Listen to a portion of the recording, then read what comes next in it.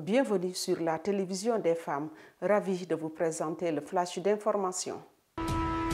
Bonsoir à tous et à toutes. Il faut des réformes profondes à l'Assemblée nationale. L'avis est de Nafi Diallo, député de Wallou. Sur le consensus trouvé pour la répartition des commissions, l'honorable Madame Diallo note que tant que Benno accepte le dialogue, l'opposition sera toujours ouverte. C'est le forcing qui ne saurait triompher parce que ce temps-là est révolu. Inondation à Fatick.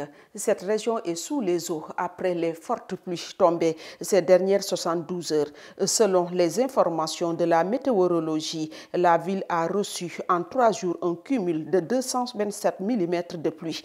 L'autorité administrative soutient que les solutions sont en train d'être trouvées pour atténuer les dégâts. Éducation à présent, à Goudomp, rentrée scolaire incertaine, prévue le 3 octobre prochain pour les enseignants et le 6 pour les élèves. La rentrée scolaire risque d'être difficile dans ce département. Des pluies abondantes, un manque d'infrastructures et de personnel enseignant sont des facteurs limitants évoqués lors d'un comité départemental de développement consacré à ce sujet.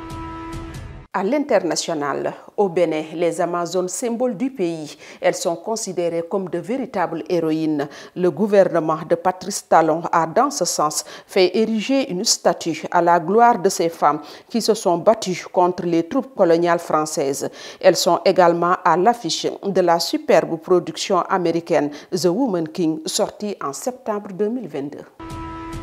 En France, face aux violences sexuelles et sexistes en politique, le collectif Relève féministe, né le mardi 20 septembre dernier, ne veut plus rien laisser passer.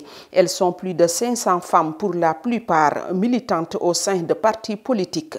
Leur devise, dénoncer un système de protection des agresseurs en politique. Elles réclament également la démission du député LFI du Nord qui a reconnu des violences conjugales sur son ex-compagne.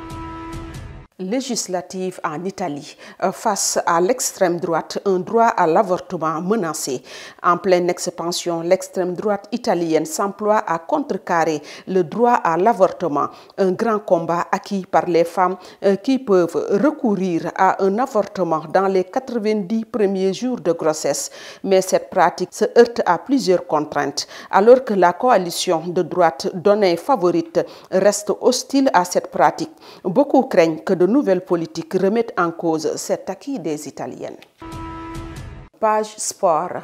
En lutte, le comité national de gestion CNG a rencontré hier les acteurs de la lutte pour une discussion autour des nouvelles mesures prises pour la saison 2022-2023 qui va démarrer ses activités à partir de ce 1er octobre. De fortes mesures ont été prises. Désormais, il faudra passer la formation au CNG pour pouvoir être reconnu comme entraîneur. En basket, la Coupe du monde féminine FIBA 2022 a débuté hier devant une grande affluence à l'occasion de l'entrée en matière du pays hôte, l'Australie contre la France. Un duel remporté par les Bleus sur un score de 70 à 57. Seul représentant de l'Afrique, le Mali s'est incliné devant le Japon 89-56 pour la première journée de cette compétition. Chers téléspectateurs de WF1 TV, c'est tout pour ce flash d'information. Je vous rappelle que nos programmes se poursuivent sur womanfirsttv.com et sur l'application mobile. Quant à moi, je vous donne rendez-vous mardi à la même heure s'il plaît à Dieu. Bonne soirée à tous.